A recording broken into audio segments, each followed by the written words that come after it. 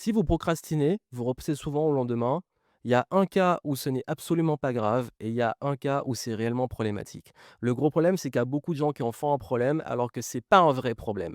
Je vous explique. Quand on dit procrastination, cette tendance à repousser au lendemain ce qu'on est censé faire, on est tout le temps en train de se dire, bon, en fait, je repousse les choses et du coup, c'est un vrai problème parce que je ne fais pas ce que j'ai à faire. Mais je vais vous dire une chose. Très souvent, et ça va vous parler, il y a beaucoup de personnes, dont moi, on va procrastiner. On va repousser, mais on va le faire juste avant la deadline, la date butoir, la fin. Même si c'est la veille, on va le faire. Même si c'est la dernière minute et ce sera fait. Et ça, c'est classique. C'est la loi de Parkinson.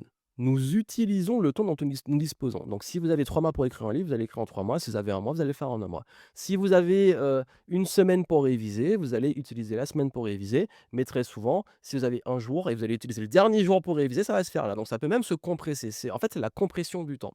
Ce qui veut dire que c'est pour ça que la majorité d'entre nous, nous nous y mettons à la dernière minute. Et pour moi, c'est pas problématique si c'est géré. Et moi, je sais que j'ai besoin de deadlines serrées pour pouvoir avancer parce que je suis en mode sprint. Mais par contre, le problème, c'est si à chaque fois c'est répétitif et que ça vous épuise. Là, c'est un dosage de deadline et aussi de niveau de nombre d'engagement.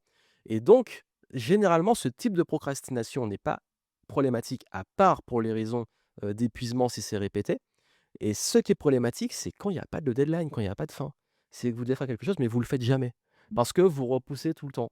Donc ça que je vous dis, la bonne procrastination ou la mauvaise procrastination, la seule chose qui va faire la différence, c'est la fin que vous mettez. Et ça, c'est un conseil que je donne tout le temps en productivité. Mettez-vous une deadline, mettez une date de fin, un moment critique, un moment qui vous oblige.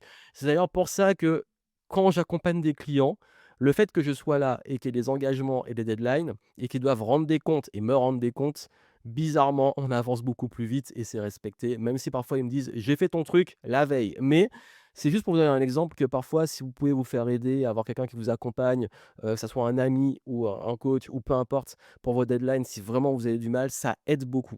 Moi, il y a des domaines sur lesquels, je m'entoure pour aussi qu'on me délègue cette charge mentale, le deadline. Donc mettez-vous des deadlines, s'il vous plaît.